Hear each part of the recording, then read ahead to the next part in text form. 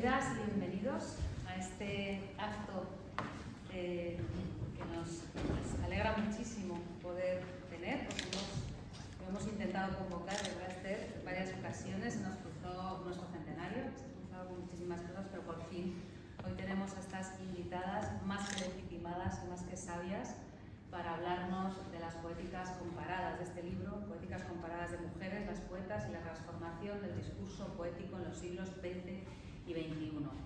Un volumen que podéis adquirir por internet, por temas logísticos no lo hemos podido traer como solemos, pero que os recomendamos muchísimo.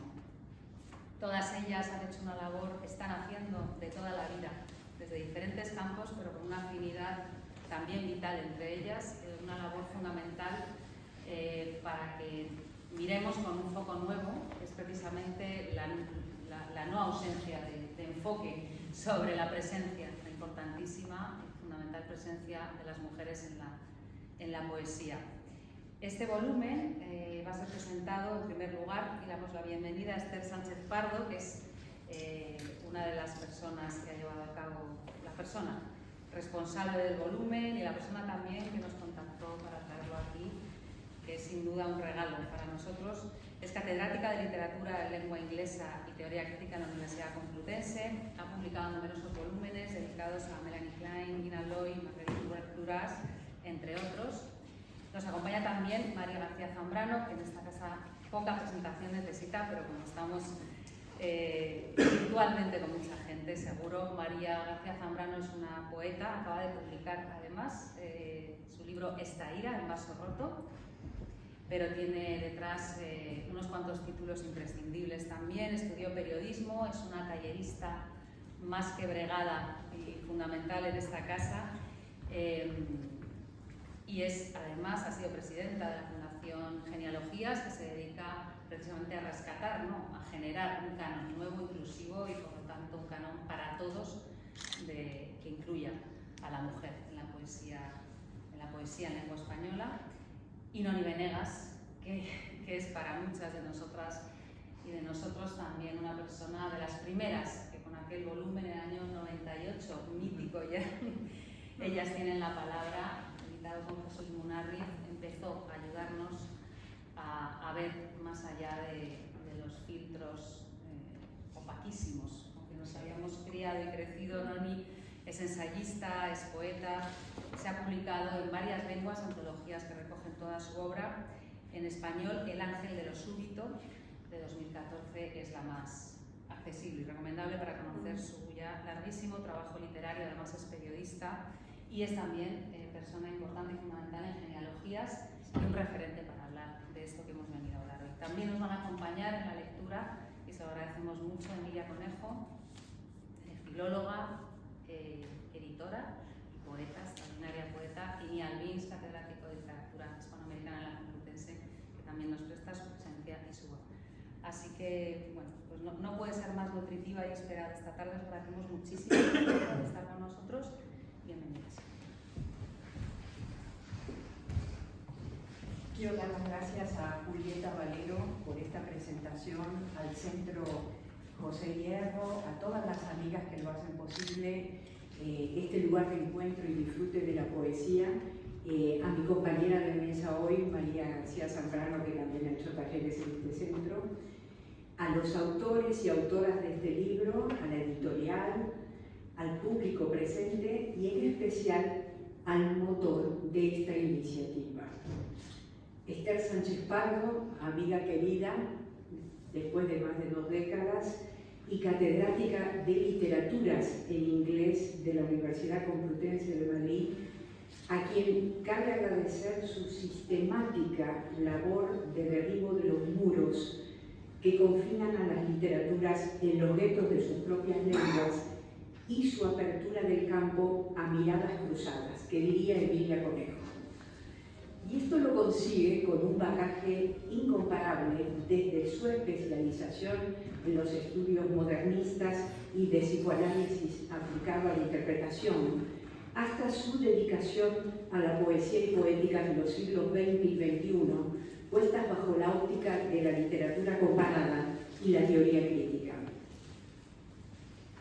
Se ha dedicado específicamente a las mujeres, aparte de trabajos con autores masculinos, pero me gustaría mencionar la importante antología poética de la modernista Mina Loy, la edición crítica de Cherry Moraga, la autora de Ese puente llamado Mi espalda, la chicana célebre, la edición de H.D., la gran poeta de lengua inglesa que llevó a su cenit el imagismo de Ezra Pound, pero también un trabajo importante que ya mencionó Julieta sobre Marguerite Duras, y también su conocido proyecto anual, del cual hemos formado parte, sobre mujeres poetas y revisión de los mitos, que convoca todos los años en la universidad, y es un espacio único de comunicación transversal, que diría Adrienne Rich al respecto. Esther abre estas poéticas comparadas de mujeres, este fabuloso libro, con una introducción que es de por sí un curso sobre el tema, sintética, precisa, al par que una historia del área de estudio y su objeto y una puesta a punto del estado de la cuestión. Ella habla de la transformación del discurso poético de las mujeres en los siglos XX y XXI y se pregunta acerca de esas poéticas transfronterizas que ellas elaboran para constatar que ni siquiera como subdivisión existen dentro del campo de la literatura comparada. Es entonces un libro pionero que da nombre y sitúa una disciplina invisibilizada hasta hoy en los programas de estudio. La exclusión de esta disciplina que trata el tema de las genealogías femeninas y las tradiciones en las diversas culturas es fruto de estructuras e instituciones que ya se sabe desde los 60 nunca son neutras. Una amarga constatación en aquellos años, saber la falta de neutralidad para la situación del campo literario, que encendió la mecha de la militancia y dio lugar a los estudios feministas de los años 60 y 70, que poco a poco fueron propiciando la existencia de un canon poético femenino transnacional. Con esto, el TER se refiere a un corpus de investigación con métodos, herramientas y propuestas de renovación que parten de la relectura y revisión de lo heredado. También confronta las posibilidades agotadas desde entonces, que pretenden dar cuenta hoy de la poesía escrita por mujeres, y abre paso a críticas que cuestionan la identidad y van más allá de una deconstrucción del binarismo femenino-masculino o el esencialismo de los comienzos de estos estudios. Críticas que buscan liberar a las mujeres de la trama cultural ligada a la identidad sexual y cuestionan la división social en roles. Renuevan estas críticas, estas tendencias, el proyecto feminista, y son los estudios postcoloniales y corrientes derivadas como el análisis interseccional, lo queer, el ciberfeminismo, las teorías del afecto, el neomaterialismo o los movimientos de justicia social actuales. Al contrario de la angustia de la influencia de los hombres que también teorizó Harold Bloom, que necesitan malinterpretar a sus antecesores para abrirse un espacio imaginativo propio dentro de unas literaturas que auparon hasta el cenit el enfoque masculino, las poetas sufren, como digo en mi libro, de una ausencia previa, de una angustia de la autoría, de la falta de precursoras que avalen y legitimen su trabajo. Por eso ellas buscan e indagan precursoras mantenidas al margen, hors champ, como diría Teresa de Lauretis, fuera del campo, pero que aunque están en los márgenes, influyen, aunque más no fuera por su ausencia, en lo que ocurre en la escena central del campo literario. Y las mujeres indagan esto para conocer la manera en que esas antecesoras resolvieron los problemas y tejer afinidades en un continuum, otro concepto de Adrienne Rich, narradas de otros tiempos y geografías. Y para ejemplificar esas redes de relación poética, Ester menciona a Safo y su vinculación sincrónica con sus coetáneas a partir de su creación del género lírico y la vinculación diacrónica con autoras muy posteriores como René Vivien, Alfonsina Storni o Clara Janés en el ámbito español. Ester observa que si bien hablamos de biodiversidad como auténtico tesoro del planeta, tememos esas mismas diferencias en nuestra especie, ya sean de color, opción sexual o religiosa, las vivimos como amenazas de desestabilización de nuestra identidad. Así, la comunicación transversal de Adrienne Rich es necesaria para la supervivencia del movimiento feminista, pues configura un nosotras colectivo. Y esta misma idea de trabajo transversal y global es la que sustenta el despegue del comparativismo en literatura. Aunque Ester advierte de que pueden surgir dilemas y hasta violencia, pues a escala global la comparación corre el riesgo del etnocentrismo de una cultura de referencia ante otra desconocida. Pero vale la pena correr el riesgo, pues identificarse a través de la diferencia lleva a un mundo común y compartido y a una relación acogedora con la alteridad que se opone a la competitiva. Se trata de construir un universalismo pluralista de enfoques dispares, teniendo en mente ese imperativo ético del reconocimiento del otro que resuelve antagonismos. En cuanto al corpus nacional, nos recuerda el consejo de Emily Dickinson, que dijo: di tu palabra, pero dila al sesgo. Ese ir en busca de poéticas oblicuas que atraviesan el campo literario, transgrediendo, o sea, leyendo mal a propósito para poder hallar nuestra propia genealogía. La literatura facilita un lenguaje común, volvemos aquí a Adrienne Rich, con el que hablar e interaccionar con otras comunidades o culturas en un mundo globalizado. Y si bien la poeta norteamericana es la figura tutelar de esta introducción a través de muchos conceptos clave que Ester cita, Ester no deja de consultar a las filósofas. Aquí aparecen el pensamiento de Susan Langer, de Lucy Garay, de María Zambrano, y pretende a través de ellas conocer la idea de poesía que sustentan. De Zambrano destaca su gran hallazgo de la razón poética, que tiene en Zambrano el sentido de intuición intelectual. Intuición, esa revelación súbita que Paul Virilio, teórico de la velocidad, bautizó un exceso de velocidad de la inteligencia.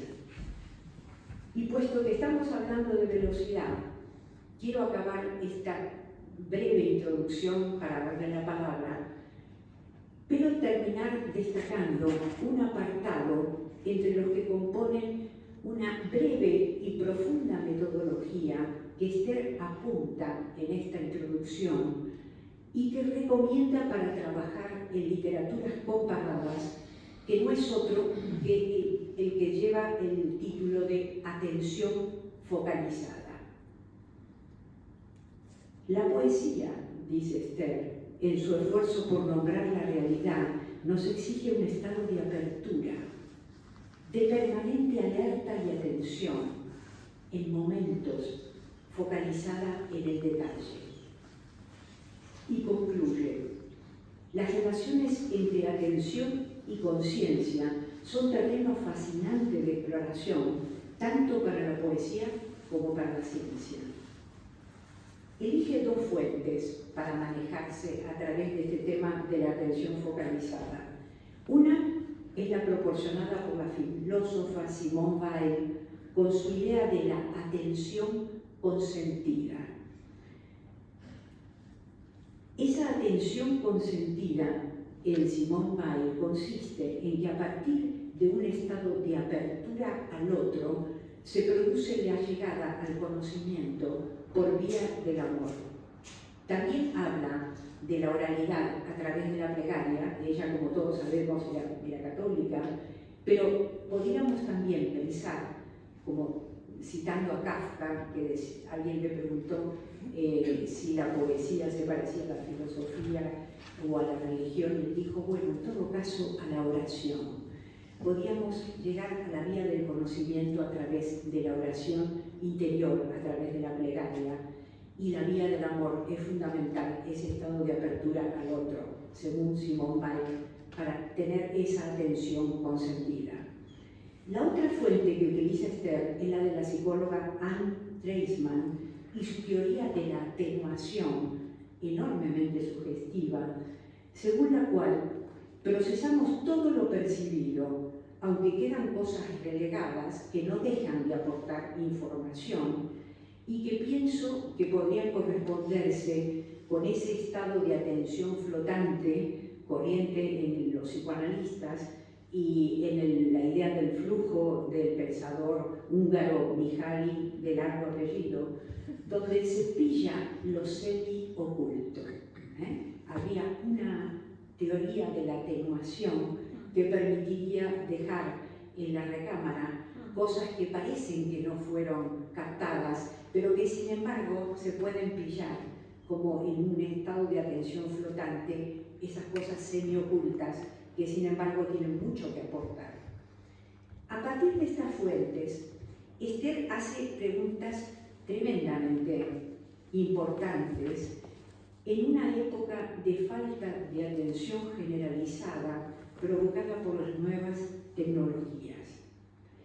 Me refiero al diseño de las aplicaciones de móviles y ordenadores que funcionan a la velocidad de la luz, ya no más las máquinas de escribir producidas por la sociedad industrial del siglo XIX, que el impulso funcionaban con un motor y el impulso eran nuestros propios dedos, tecleando la máquina de escribir, sino que ahora se trata de un teclado absolutamente tenue y una máquina que funciona tecnológicamente a la velocidad de la luz. Esa velocidad se nos implanta en el sistema neuronal y produce una aceleración ajena a la nuestra propia. Es una velocidad inalcanzable. Pensemos la simultaneidad de las comunicaciones en puntos antípodas del planeta, mediante las cuales el espacio desaparece. Podemos ahora coger un teléfono y hablar con las antípodas en este mismo instante. Esa ofuscación la sufrimos de esa velocidad ante los efectos luminosos de la pantalla, que todos sabemos hasta qué punto nos cuesta desprendernos cuando estamos enganchados y reducen nuestra voluntad a cero. No son los artefactos en sí, sino los programas diseñados para captar la atención al máximo. Pensemos, veníamos hoy en el coche, los coches no son malos, lo que es malo es correr a una velocidad o en sentido contrario que pone en peligro a los demás conductores. Es decir, no es malo el artefacto, es la forma en que están programados los que diseñaron los programas. De hecho, existe un nuevo tipo de economía hoy en día que se llama economía de la atención, que ante cada nueva aplicación pregunta a su inventor: ¿cuánta atención de la gente se capta? ¿Cuánta gente consulta tu aplicación? ¿Con qué frecuencia? ¿Cuántas veces al día? Es un modelo de negocio que privilegia el tiempo en pantalla, no el tiempo de vida. Y es ahí donde la atención de las poetas desaparece, absorbida por los automatismos electrónicos y el consiguiente reblandecimiento de la palabra poética de las que se manejan en redes. Por eso, las preguntas de Esther, al final de este apartado de metodologías que recomienda, ponen el dedo en la llaga y muestran que la reina está desnuda, que se trata de investigar un robo descomunal que ocurre ahora mismo bajo nuestra mirada, el de un elemento estructural básico de la poesía, la atención focalizada. Esther pregunta: ¿de qué modo retórico, cognitivo, discursivo y de qué repertorio fónicos y semánticos se sirven las poetas para concentrar la atención? ¿Y cuáles son las estrategias lingüísticas y paralingüísticas que producen esa focalización sostenida de la atención propia del poeta? Yo también quiero averiguarlo y lanzo desde aquí la propuesta de un posible seminario sobre el tema que nos vuelva a reunir alrededor de Esther en su departamento de inglés de la Complutense.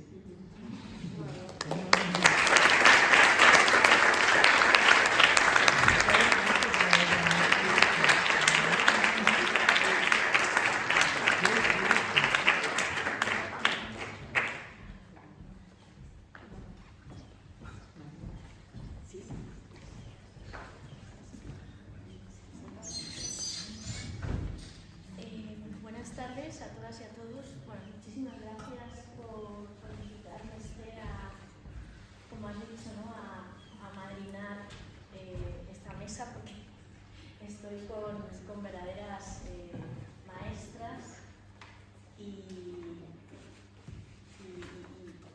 mujeres de las que solo se puede aprender y que llevan muchos años.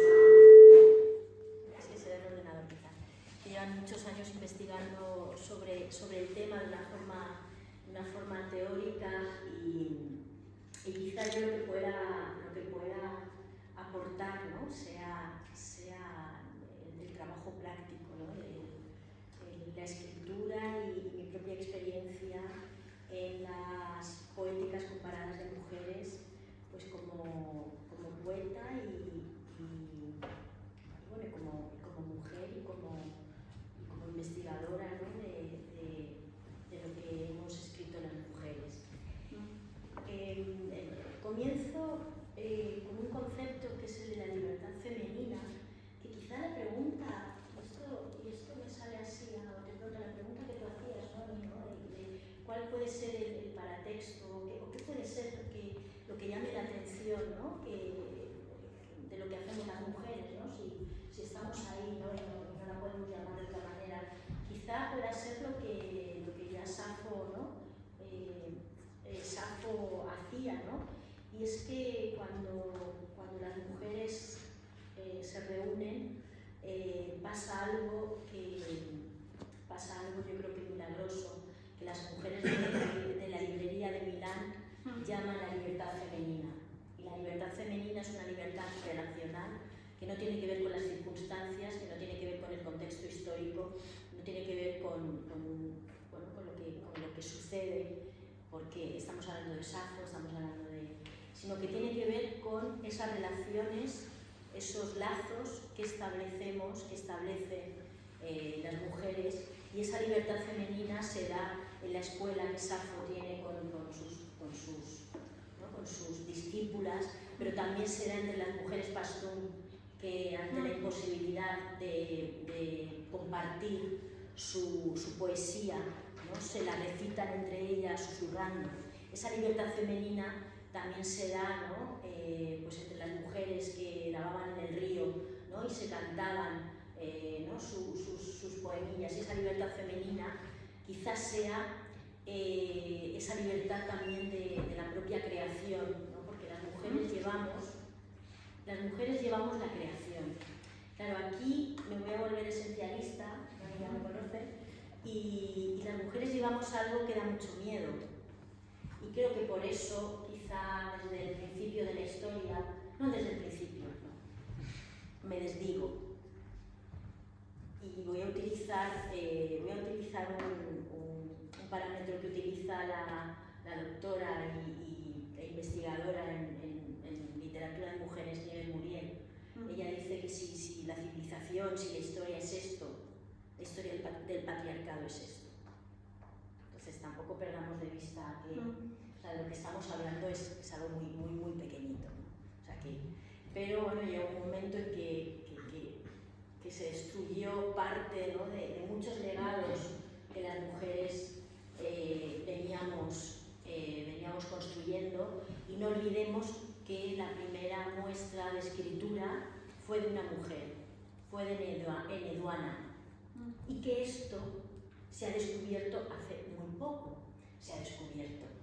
Aquí utilizamos palabras, y parece mentira porque todas somos especialistas de alguna manera, ¿no? En palabras, desde la filología, desde la comunicación, pero utilizamos palabras como rescatar, como visibilizar, ¿no? Hace poco me hacían una entrevista para Estados Unidos y me decía, y bueno, ¿por qué rescatáis? Y digo, bueno, a mí Safo me rescató, que voy a rescatar a Safo. Entonces, cuidado con, ¿no? A veces, ¿no? Las palabras, o visibilizar, o no. O sea, no vamos a rescatar a estas grandes poetas que bueno, que están ahí a pesar de, ¿no? A pesar de que intentaron destruirlas, ¿no? Y casi se acaban con toda la obra, pero los fragmentos de Safo llegan hasta el día de hoy, ¿no? Y de Eneduana, y toda una historia que podemos encontrar y que está ahí, pero que quizá no nos interese, ¿no? Y aquí hablo en plural, no nos interese investigarla, ¿no? Y por qué, ¿no? Pues bueno, entonces aquí hablamos de los campos, hablamos de por qué el canon, y hablamos del poder, y hablamos de muchos temas. Pero a mí lo que me interesa verdaderamente, lo que me ha llevado hasta la poesía escrita por estas grandísimas escritoras, pues es la excelencia y es la propia poesía, ¿no? Recuerdo que hace muchos años, hace como 22 años, cuando llegué a Madrid, yo venía de hacer el doctorado sobre Alejandra Pizarnik, entonces propuse en una fundación, propuse dar una charla sobre Alejandra Pizarnik, y claro, toda mi bibliografía, es decir, yo legitimaba a Alejandra Pizarnik, toda mi bibliografía eran los popes de la literatura. Por supuesto, lo tengo que mencionar, pero estaba Octavio Paz, estaba fulanito, menganito, y pues una feminista que conocemos bien, Ana Mañero Méndez, traductora de Emily Dickinson, me llamó al orden y me dijo, o sea, no hay ninguna teórica, ninguna filósofa, ninguna que pueda legitimar a esta poeta, o sea, que pueda, no sé, que hayas encontrado relaciones, que hayan podido, ¿no? Estudiar la obra de esta poeta a partir de su, no sé, de su filosofía o de su escritura o de su crítica, ¿no? Y claro, y eso me dejó pensando en cuáles eran mis pilares y me llevó a mi biblioteca y me llevó a ver pues cuáles habían sido mis lecturas hasta ese momento. Es verdad que en poesía tuve la fortuna de haber tenido maestros, maestras, haber vivido en Buenos Aires y haber tenido una influencia, ¿no? de latinoamericanas, donde las mujeres están muy presentes, es decir, tú estás en una sala en Buenos Aires, en un Ateneo, y está Alfonsina Storni, está Olga Orozco. En España no sucede así. En España, bueno, ahora sí, quizá hay alguna mujer, pero estamos en cualquier institución pública y están todos, y quizá hay alguna, ¿verdad? Sabemos las dificultades que tuvieron muchas maestras de la Real Academia, etcétera, etcétera. Sin embargo, estás en México y Sor Juana está por todos lados. Está Juana de América. Entonces yo he tenido esa influencia latinoamericana, y en mi biblioteca sí que había obras de creación, pero no había crítica, es decir, no había investigadoras, no había, filósofas estaba María Zambrano, pero pocas más, ¿no? Entonces tuve que hacer un ejercicio de revisar mis propios cimientos, ¿no? Dónde estaba yo y mis propias lecturas. Entonces, a partir de ahí, pues bueno, hice un trabajo de genealogía. ¿no? Hice un trabajo pues, de mi propia escritura, o sea, qué estaba leyendo yo para escribir, ¿no? Qué temas, qué poetas me habían influido. Y ahí llegué, claro, ahí llegué en un momento dado a la necesidad, por circunstancias, fui madre, y ahí sí que llegué a la necesidad muy clara de buscar una genealogía, es decir, de buscar una literatura que abordara la maternidad. Aquí lo que decías, Noni, ¿no? De Harold Bloom, de esta agonía de las influencias, ¿no? Sí que, bueno, es en mi caso, lo comentaba antes con Miriam Conejo, yo creo que más mujeres que hombres, y esta es una frase de Nieves Muriel, más mujeres que hombres somos más libres a la hora de buscar qué escriben las pares, ¿no? Qué escriben otras escritoras, de buscarnos entre nosotras, de ver, ¿no? No nos da tanto, o sea, no tenemos esa angustia quizás.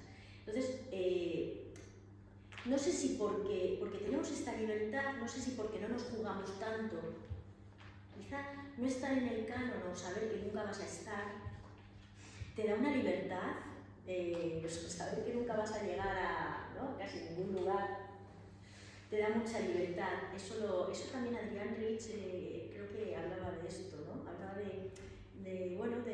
o sea, las mujeres han tenido mucha libertad porque bueno, Virginia aún lo decía, ¿no? O sea, necesitábamos un cuarto propio, o sea, muchas mujeres, también lo decía Carmen Martín Gaite, no, Ana María Matute, ¿no? O sea, hasta que no dejé a mis hijos ya criados y tal, no pude ponerme a escribir, ¿no? Es decir, como que, bueno, las mujeres, o sea, ya cuando nos ponemos a escribir y creamos una obra quizá no en este siglo, pero en el siglo XX ha sido así, ¿no? O sea, obras editadas a los 40 y muchos años. Entonces tenemos más libertad para buscar esas influencias, o sea, para buscar esa genealogía y para hacer esa literatura comparada en la práctica. Es decir, para hacer nuestra propia, o sea, yo lo que he reflexionado, ¿no? leyendo, ¿no? Estos magníficos artículos, ¿no? En los que, ¿no? Se ve, ¿no? cómo se trata el mito en Juana Castro, ¿no? Y en Margaret Atwood, ¿no? Pues yo lo hice, ¿no? Es decir, ¿cómo se trata la maternidad en las poetas? ¿Para qué? Para no repetirme. O sea, porque a ver si alguien piensa que va a ser original y que va a ser el gran poeta de... Es que no ha leído nada, ¿no?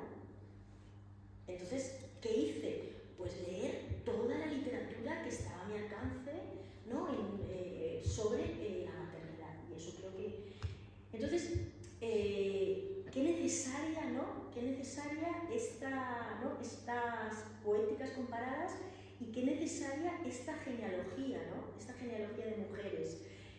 Nosotros en la Asociación Genealogías, que es un neologismo que creamos, si no recuerdo mal lo inventaste tú, Noni. Claro, aquí tenemos a una pionera, investigadora y tantas cosas. La Asociación Genealogías se crea en 2015, pero es una asociación que parte de unos encuentros de mujeres, justamente, de los 90, ¿no? Claro, encuentros en los que estaba Noemí Venegas, estaba Concha García, estaba Juana Castro, Santa Mayar, Clara Janés, o sea, de la mejor poesía que se estaba escribiendo en este país, por hombres y por mujeres, de la mejor poesía, ¿no? Premios nacionales. Entonces, estas reuniones de poetas, ¿no? En las que me imagino se encontraban, pues confrontaban sus obras. Bueno, pues estas reuniones se retoman ya en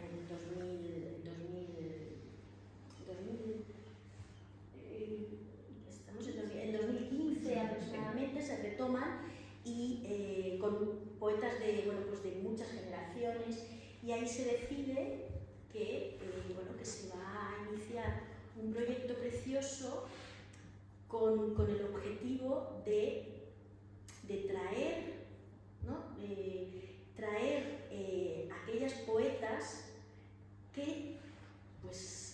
sé qué mano negra, o no sé qué canon, o no sé qué historia, pues había dejado por el camino, no a las poetas están vivísimas, las poetas son premios nacionales, las poetas están ahí, siguen escribiendo, siguen publicando, pero sus obras pues no se reeditan. Y ese es el problema.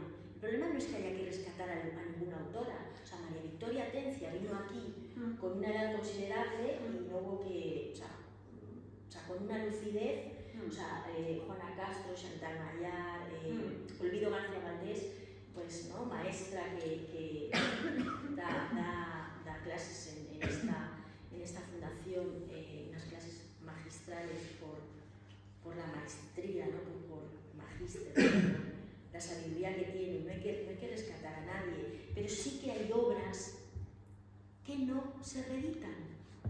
Que aquí veo que seguramente habrá muchos jóvenes universitarios que tengan que utilizar fotocopias.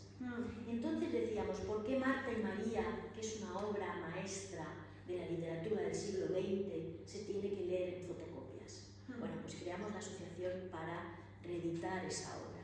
Creamos la asociación para bueno, pues impulsar obras que nos parecían que tenían que estar en las librerías, en las bibliotecas, y no pues, en libros, pues, bueno, en fotocopias, ¿no? Para eso y para mucho más, también para conocernos entre nosotras, para crear estos vínculos, ¿no? Y para lo que decían las mujeres de la librería de Milán, ¿no? Para recrear esta libertad femenina, ¿no? Entonces, pues a partir de genealogía se mueven muchas cosas, porque esto fue pues eso hace casi 10 años, porque nos reunimos por el 13, sí. Entonces esto hace casi 10 años y se han movilizado muchas cosas, que las editoriales hagan más caso a las autoras, pues que los premios ya se vayan equilibrando, ¿no? con un estudio muy interesante sobre la paridad y sobre, ¿no? a quién se dan los premios y todo este tema, bueno, y ver, ¿no? que, bueno, que por lo menos poner sobre la mesa lo que ya se sabía, ¿no? Que, bueno, pues que en el siglo XX no podemos, o sea, ya no se puede consentir que haya una antología de poesía del siglo XX con autores. Eso ya no se puede consentir, ¿no?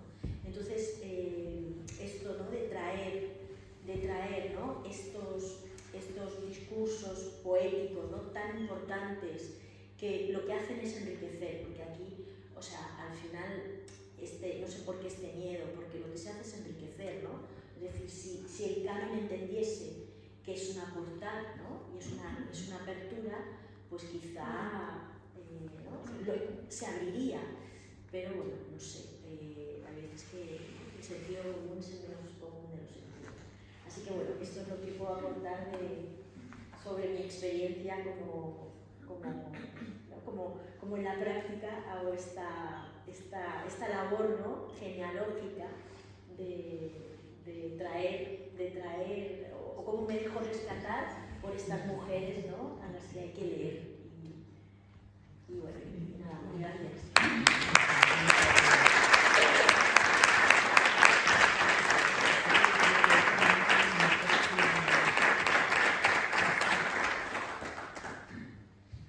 Muchas gracias. Voy a decir, estamos rodeadas de poetas en este público y de estudiantes, como es mi caso de la poesía, ¿no? Muy agradecida, quiero agradeceros profundamente tanto a la Fundación y a la poeta Julieta Valero, que nos acogió aún antes de acogernos, de una manera, con una calidez y un interés fuera de lo común.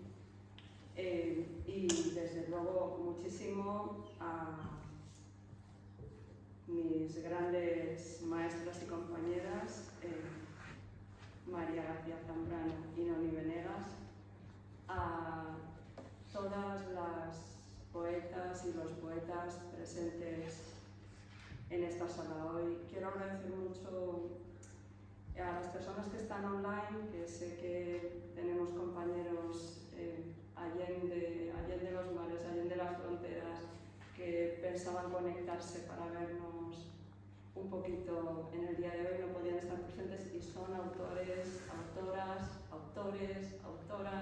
de este volumen. Les saludo con un abrazo y con mi agradecimiento porque esto es un proyecto colectivo, hermosamente colectivo, y doy muchísimas gracias a la poeta Emilia Conejo por su presencia y su dádiva, y al gran poeta y profesor nuestro Neil Beams, que es una presencia evanescente e insustituible. Es más insustituible, pero suele ser evanescente. Y con admiración y gratitud me dirijo a ustedes con el ánimo de no tenemos tiempo, de Paul Virilio y Noni Venegas, porque apremia también una pequeña lectura poética que habíamos preparado, porque con estos nombres de 24 poetas que tenemos, cuyas fotografías y semblante tenemos aquí en el escenario, pues es imposible, impensable acercarnos a un acto como el de hoy sin escuchar algo de su palabra, su palabra única y singular. Me gustaría muy brevemente, hay muchísima historia detrás de todo esto, como se imaginan, pero muy brevemente, porque desde luego apuntar a lo que han hecho mis predecesoras y grandes maestras y compañeras en el uso de la palabra es muy difícil, es realmente difícil. No sabíamos ninguna, aunque lo hemos preparado muy a fondo, qué íbamos a hacer, porque es muy difícil encontrar el espacio que no nos, dentro de una realidad que nos absorbe de una manera y de la que nos escapamos con la palabra, ¿no? Entonces, bueno, es muy difícil añadir, pero me gustaría decir unas palabras sobre el libro. Y este es un libro que nos ha salvado en la pandemia, en nuestros compartimentos estancos. Pero hemos estado conectados, porque esta es una palabra clave en este volumen también, a través de los correos, a través de la tecnología, a través a veces de escuchar la palabra, de teléfono, con muchísimas comunicaciones en lugares pues como, no sé, pues como Canadá o como el Caribe o como Córdoba, mis compañeros maravillosos. Quería decirles muy breve en qué consiste este libro y qué ha sido para mí este libro. Sin acompañamiento tan importante y tan sólido y tan poético no existiría de ninguna manera. Cuando yo miro los nombres, los autores, y entiendo que hay 11 capítulos con una introducción y hay 12 porque hay uno de los capítulos que compartieron dos compañeros, una compañera de los Estados Unidos norteamericana y un compañero de los Estados Unidos cubano. Compartieron. Quería decirles algo que creo que a mí no se me va a olvidar de este volumen, y si nos lo llevamos a casa hoy mejor, que es el hecho de que hay 7 personas en esta lista que son poetas. Son poetas en ejercicio, como Neil Beams o como Emilia Conejo. Son poetas en ejercicio y por lo tanto este no es un libro, es un libro sospechoso, porque no es un libro de poetas que interpretan la poesía ni de académicos que se acercan a la poesía con ese lenguaje acartonado y artificial y artificioso que tienen y tenemos los académicos. Si hay una persona y una poeta, y muchos, gracias a estos encuentros, lo hemos visto en Madrid, muchos de mis compañeros hemos conocido más a fondo, había conocido hace unos 15, 18 años a través de la asociación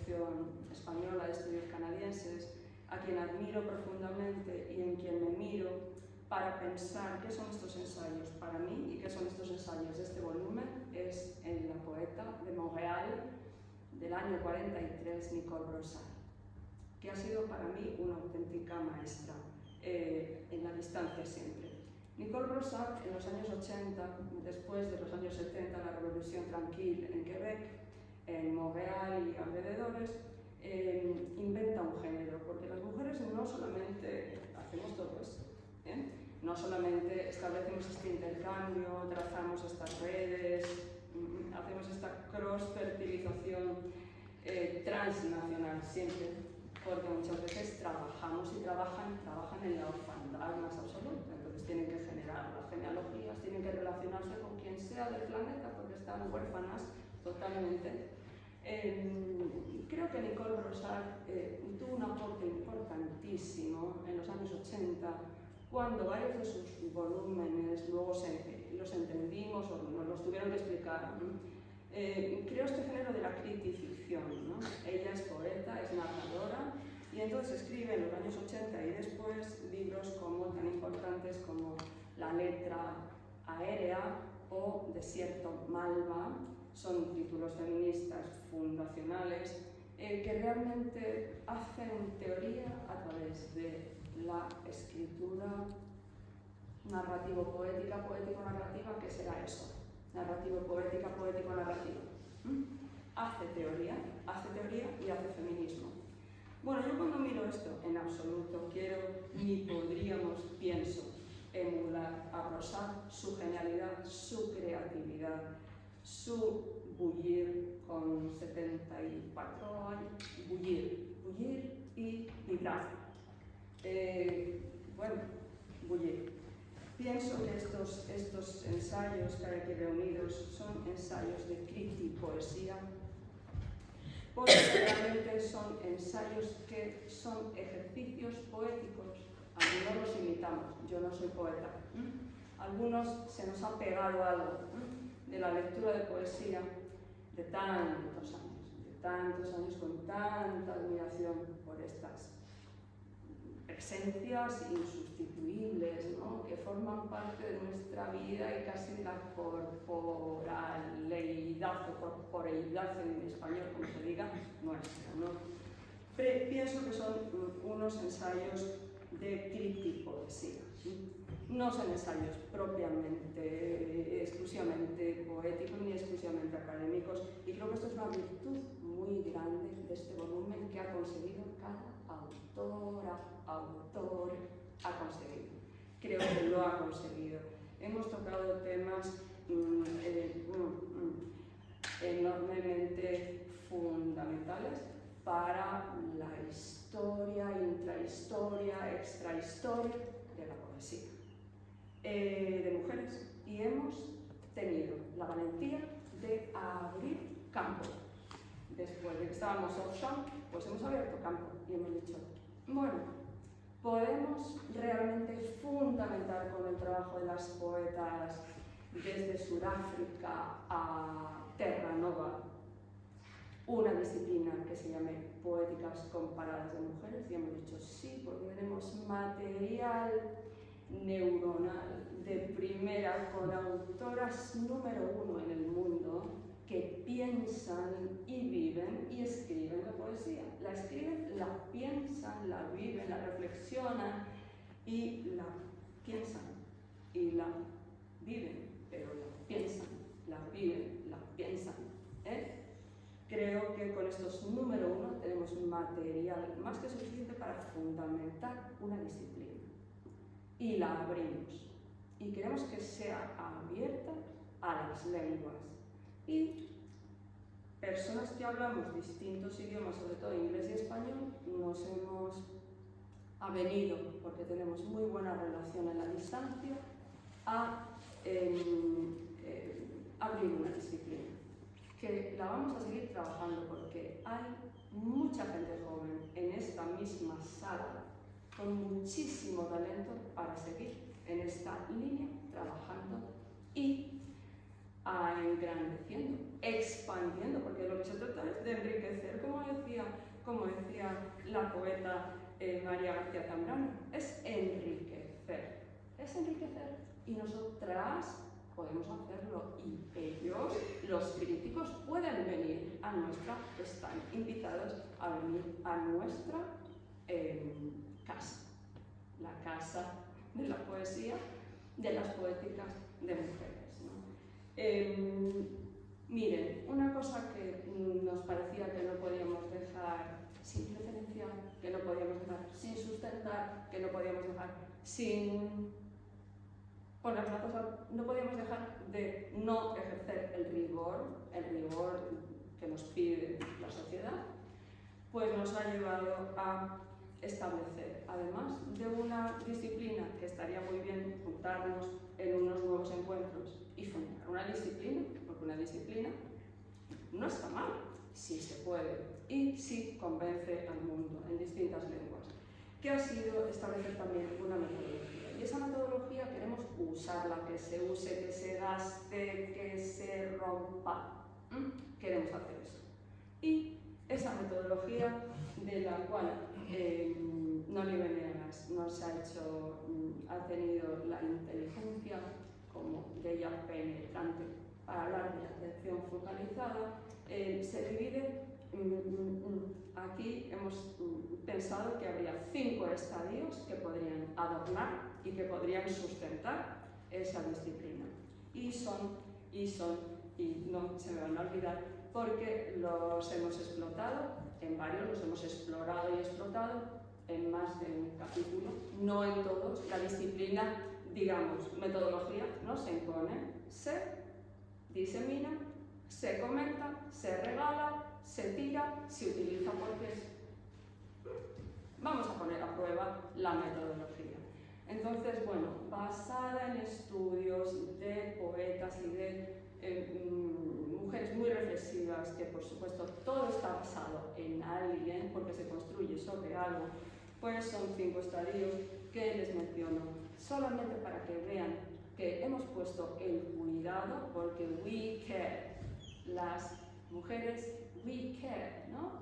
Nos preocupa, nos ocupa y cuidamos de las demás, de los demás, del planeta y de limpiarlo y pulirlo también. Lo pulimos y lo dejamos perfecto.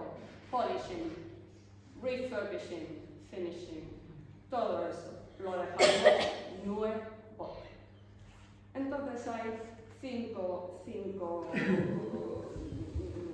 puntos fundamentales que podemos, si queréis, poner a prueba y tirarlo. Si no convence, compre usted algo nuevo, diferente. Bueno, 5, los menciono porque se lo he dicho a mis compañeras y compañeros que les menciono. Entonces, una cartografía poética que es geohistórica, no es solamente geografía, cartografía poética. La atención focalizada es esencial y lo ha definido mejor que nadie Noli Venegas. No te olvides, conectividad. Conectividad suena el cablecito. Conectividad es anterior al cablecito y posterior al cablecito. Inteligencia artificial que nos rodea y nos domina. ¿Hasta qué punto? No lo menciono porque no queda decoroso en una profesora a estas alturas mencionar esto. Iba a mencionar, pero ya sabéis a qué me refiero. Nos rodea y nos domina. Conectividad. Regeneración, restaurar, rehacer, regeneración es mirar a la tradición y volver. Pero esto es un término, sabéis, que viene de Canadá y de una profesora que fue profesora mía, de Bárbara Godard, ¿no? Ella lo inventó con Dion Brand, con la poeta negra Dion Brand. Hablan de regeneración porque es establecimiento de una generación sobre algo que se construye o que fue destruido y vamos entre todos a reconstruirlo. Y finalmente algo que hemos llamado, bueno, pues a raíz de que existe esta gran poeta americana actual que tendrá 80 años cerca, que es Joan Retala, lo hemos llamado poéticas. Éticas. Éticas. ¿Qué es eso? Éticas y y éticas. Bueno, esto está basado en dos cosas. Una, la que ella organiza en torno a la idea en su libro de 2003, una idea que ella tiene muy interesante y que viene de dos fuentes increíbles. Una es John Cage, ¿no? Bueno, es algo que tiene que ver con la idea del clinamen, que es muy antigua, de rerum natura en Lucrecio, y cómo las formas toman, viran los átomos de la materia, y entonces resulta en que los caminos son rizomáticos. Los caminos son rizomáticos, son potencialmente esto del clinamen que está en Lucrecio, en De Rerum Natura, que es ese gran poema que tradujo el gran profesor nuestro, ¿no? Y poeta, Agustín García Calvo, ¿no? En esa versión lo leímos. Muy importante creo que es la idea de cómo las formas nómadas hoy son rupturistas a partir de la idea de Joan Bretala, y de cómo al mismo tiempo la ética que está incluida, subsumida, soterrada, incluida a partir del pensamiento del año 85, fijaos, de Lucy Irigaray con la ética de la diferencia sexual y todo lo que conlleva la postura femenina We Care en torno a la ética planetaria, la ética maternal, la ética nutricia, la ética fantástica, la ética.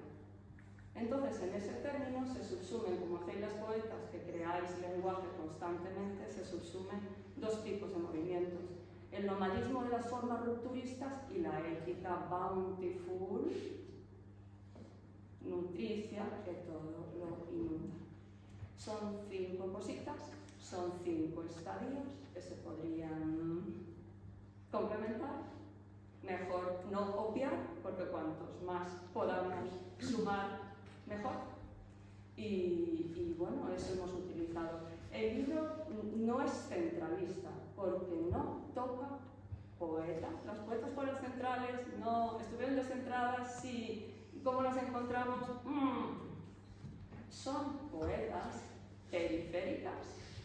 ¿O son todas periféricas y luego son poetas? Mira, el Caribe, Jamaica, Cuba, Puerto Rico, todas las periferias más la centralidad. Fundamentalmente inglés-español, pero sí a la periferia, sí a la decolonialidad y la postcolonialidad, sí a la interseccionalidad, sí a poetas más centrales, poetas más periféricas, periférica soy yo, periféricos somos todos, y esto es el pensamiento de la periferia, que un día llegó, hizo su estrategia y tomó el centro, porque los del centro estaban dormidos, viejos, anticuados. Entonces llegó el pensamiento de la periferia y dijo, esta es la nuestra. Entonces hemos querido tomar el poder al asalto pacífico. Muchísimas gracias, porque sin esta compañía maravillosa de oro, hubiera sido. Y de ayer y de la pandemia, vosotros hemos caído, todos en el psicólogo clínico, hemos caído. ¿Dónde hemos caído? Pero fijaos que los 12 de aquí, los 12 magníficos, nos hemos agarrado a ratos a este libro con la voz poética, escuchándola siempre por la noche, con el viento y el aullido de los lobos. Constantemente hemos descubierto cosas impresionantes, porque yo no conocía estos entrecruzamientos. Ir a Vitale, ¿sabéis? A mí me ha transformado en parte. Somos mejores después de absorber la poesía de nuestras poetas, ese elemento absolutamente nutricio que necesitamos con nuestras poetas. No nos lo da nada, ni seguramente nadie. Tiene que ser el colectivo de las poetas. Os agradezco mucho la presencia el abrigo, hace frío y las poetas siempre, con su calidez eterna, nos llevan a lo más alto. Muchas gracias.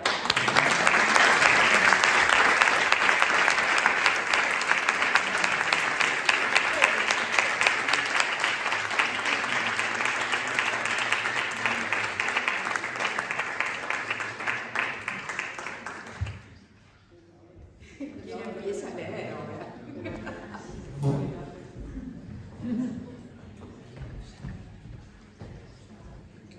Sí, ya. ¿Podemos estar 10 minutos más? 10 minutos. 10 minutos más. Ni, sí puede.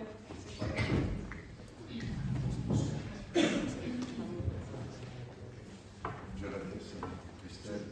Gracias, Julieta. Gracias, Noemi, María. Y a todas las presentes. Voy a leer unos poemas del libro de Malou Briot. ¿Lo habéis visto aquí? Este frase se llama, es como esta foto, este es el sujeto curioso del libro, estos gemelos. Hay una especie de hilo narrativo, empieza en los suburbios de una gran ciudad que podría ser Santiago, pasa por un pueblo que podría ser el pueblo de Monte Grande, en el Valle de Elqui, en una ciudad de la costa chilena que podría ser Pasadena. El viento del tren rasgaba mi cara como una lija que bien pudiese haberme arrancado. No me moví ni un segundo. Quedé paralizada frente al viento que chirriaba sobre los rieles. El sonido de los pitazos del tren me había ensordecido tanto que podía escuchar el bombeo de la sangre corriendo velozmente por mis venas, confundiéndose con el crujido que producían las ruedas metálicas mientras sacaban chispas de fuego de los oxidados rieles. Entre cada porción de vista, donde se separaban carro y carro, podía ver el sembradío de la modesta casa del frente y la vecina que me mira con horror. Cuando el tren se alejó, llevándose el ruido, el silencio violentemente había partido al perro en dos.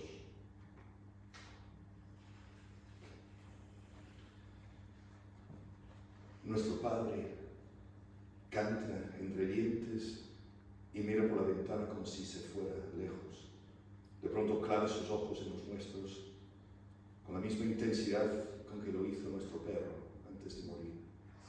Nos mira y su mirada se empaña de lágrimas como los ojos de nuestra heroína japonesa. No dice nada. Empuña el vaso que se lleva a la boca ávidamente y se lo bebe todo hasta la última gota. Luego se va. Mi hermana me dijo que nuestro padre nos odia porque somos monstruosas.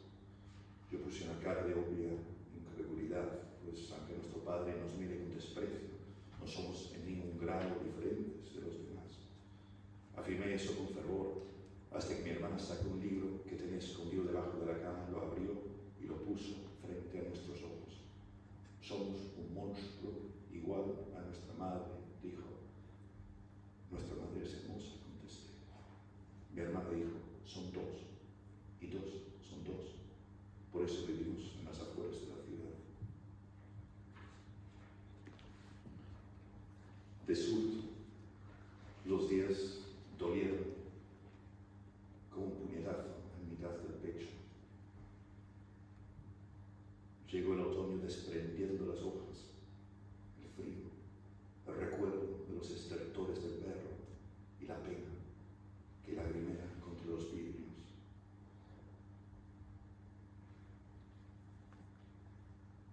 Yo no sé qué sueño, sueño menos que mi hermana. Yo no creo en las cosas que cree mi hermana. Ella se evade de ser un monstruo. Yo no. Las estrellas me recuerdan todas las noches que despertaré y cuando no estén brillando, se burlarán de nosotros en el pueblo.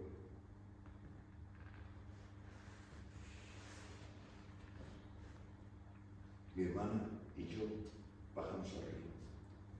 En el río del Elqui, mi hermana me lee un poema. El poema dice cosas que suenan a las aguas del río cuando arrastra las piedras y las ramas de los sauces, cosas rocosas, de tierras ocres, de piedrecillas lustrosas, de semillas de pimientos y jacarandás. La mujer que lo escribió está enterrada aquí. Yo dije, es mentira. Ella se fue de aquí. La envidia de este pueblo puede llegar a matar. Aquí solo regresó un esqueleto.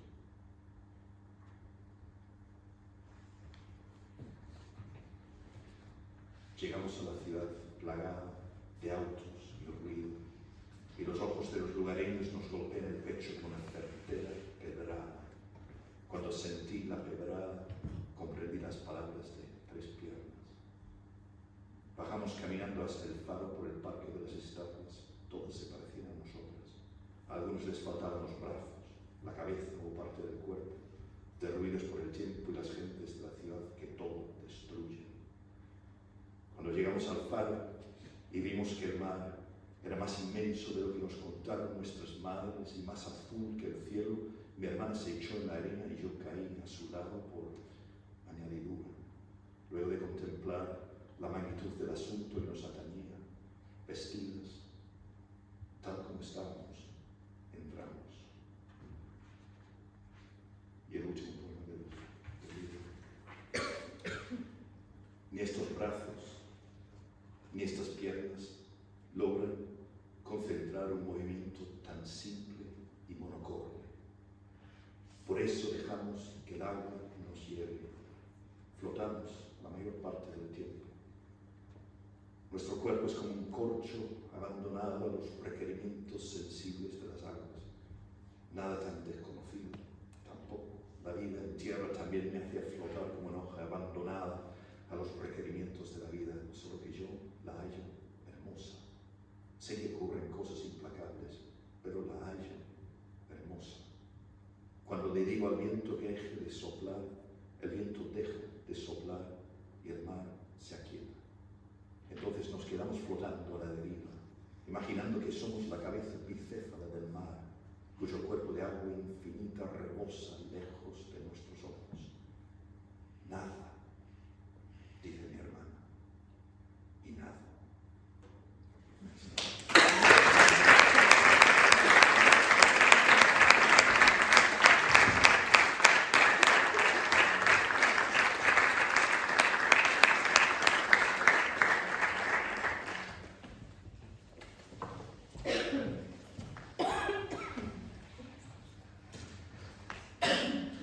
Buenas tardes. Yo reitero los agradecimientos, pero brevemente, para dar voz a estas mujeres que no sé si les ha pasado a ustedes, pero a mí me llevan interpelando una hora como hipnotizando y creo que tenemos que escucharlas. Voy a leer unos textos de Los papeles salvajes de Marosa Di Giorgio, del libro del mar.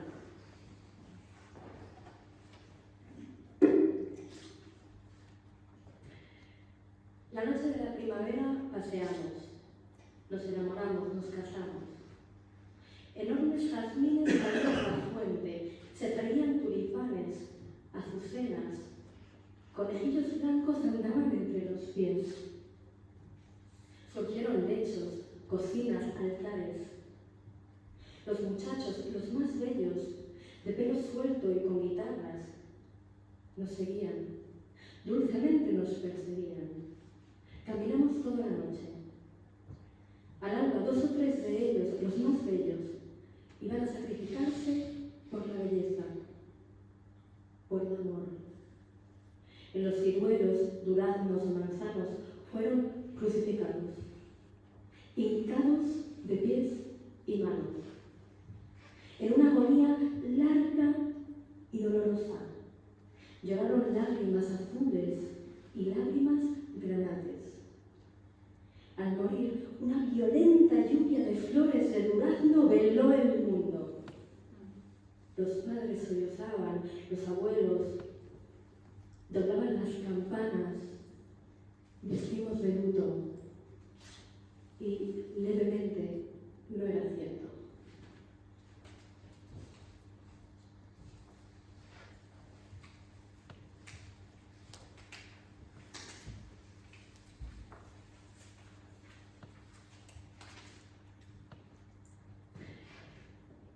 Entre los gladiolos en flor ponía la Virgen su cara celeste.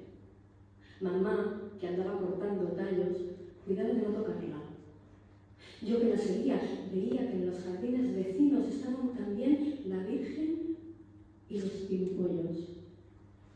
Mamá hizo ramos enormes, desmesurados, y los puso muy arriba y en el suelo. Y después empezó a componer las ensaladas de colores ardientes que se echaba rocío. Pero la mañana no avanzaba. Estaba como suspendido el corazón. Hasta que ardieron de golpe las vírgenes muñecas, los gladiolos. Los platos se doblaban en colores, palidecían los vecinos. Murió mamá. Morí. Se hizo un silencio inmenso. Y nunca nada de aquello que apareció.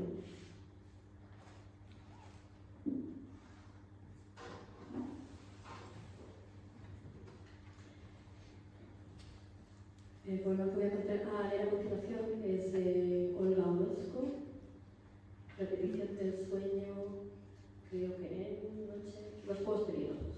Los juegos peligrosos.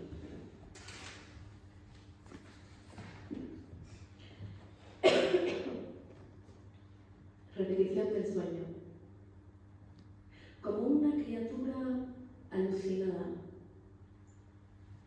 a quien ya solo guiara la incesante rotación de la luna entre los médanos, o como un haz de mariposas amarillas sumergidas por el farol de las tormentas, en el vértigo del miedo y de la oscuridad, o quizá más aún como la ondada que desciende hasta el fondo del estanque, girando con un lento remolino de adiós. Así voy, convocada, sin remedio, hasta alcanzar mi sombra de extranjera en la niebla, hasta pasar los muros que llevan paso a paso a la condena, hasta entrar en la noche en que el malhechor asume las apariencias del sueño para mejor herir sin ningún desafío. Ese es mi más allá, tras la única puerta que se abre cada día hacia la misma jaula, en donde la costumbre grazna sobre sus alimentos de naufragio. Él me espera vestido de terciopelo negro, envuelto por la dulce pesadumbre del duelo que no llega jamás. Y su rostro vacío, fundiéndose en la nieve dorada de otro tiempo, exhala una luz muerta, un fulgor como de viejas lágrimas guardadas para la acusación.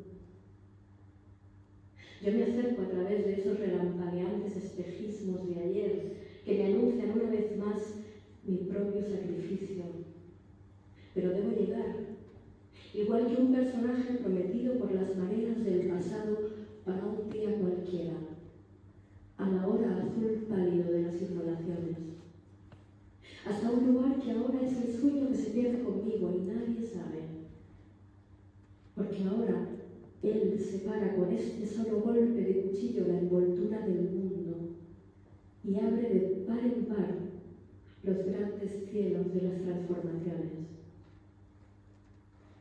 Sin embargo, esta herida del corazón por donde salgo, estas gradas sin fin por donde ruedo con la velocidad de la distancia, estas aguas que giran y se aquietan de pronto para cristalizar en una sombra igual a mi destino, me conducen de nuevo a la cárcel de espejos que arroja cada noche a la noche en que muero, aunque nada me diga al despertar que yo sea yo misma.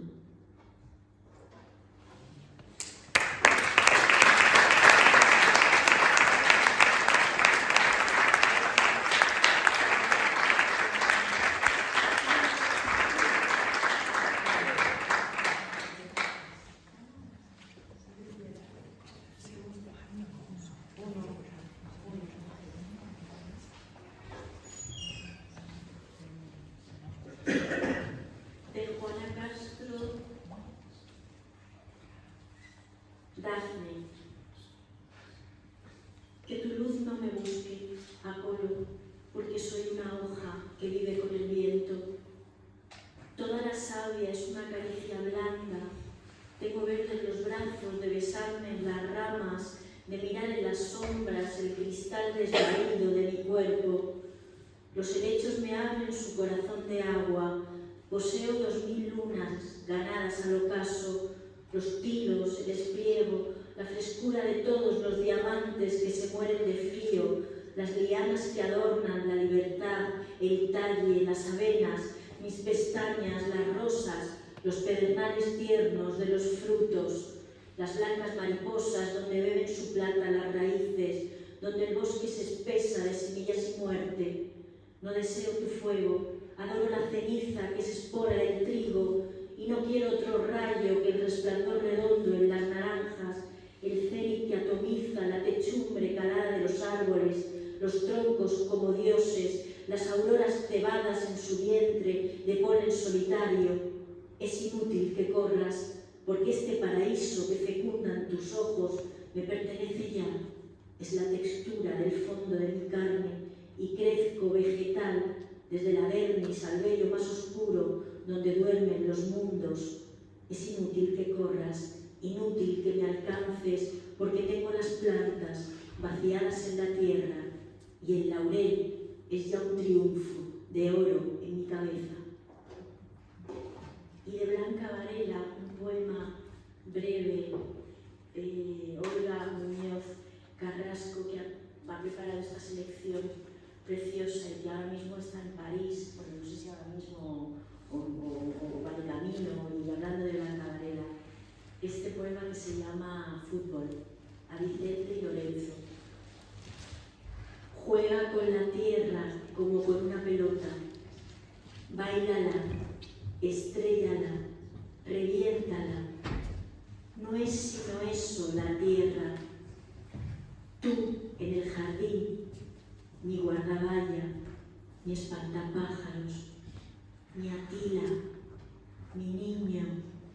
La tierra entre tus pies gira como nunca, prodigiosamente bella. Gracias.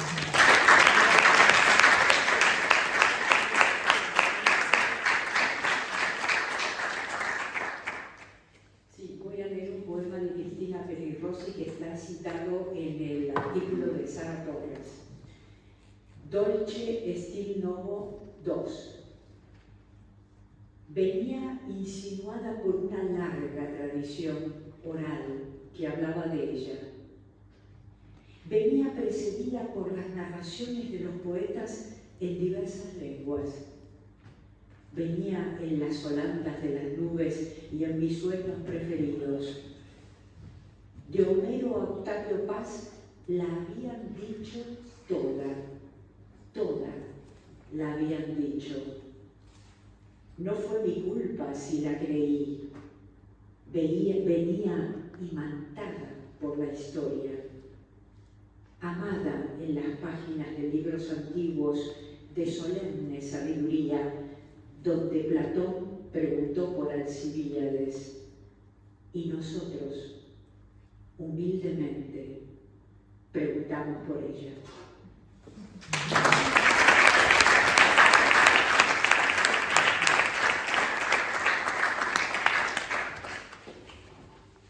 Muchas gracias. Un poema.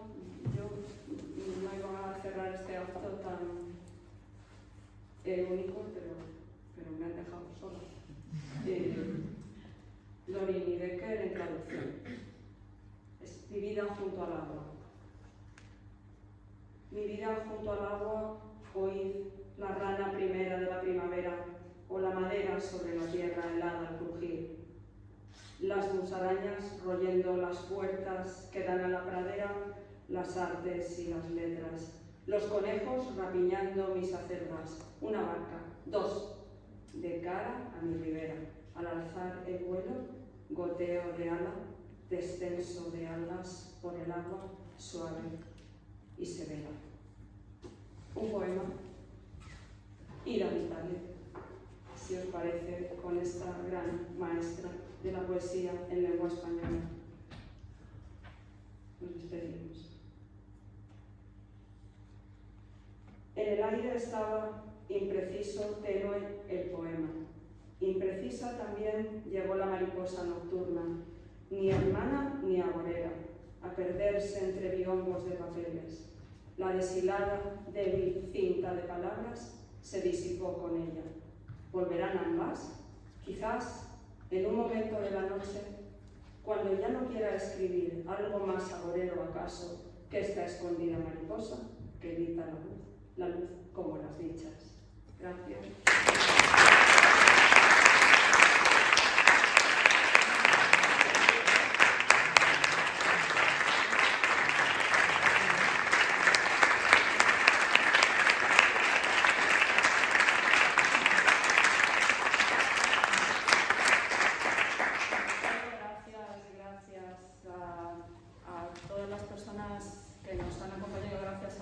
La Fundación de Poesía José Hierro, a Julieta Valero, a Pablo Romero, a todas las personas que nos han ayudado a poder tan larguísimo. Hemos abusado mucho de vuestro espacio. Nos dejáis este espacio sembrado de luz, de vitalidad, de conciencia crítica y de su correspondiente nueva metodología. Así que muchas gracias a vosotros. Gracias.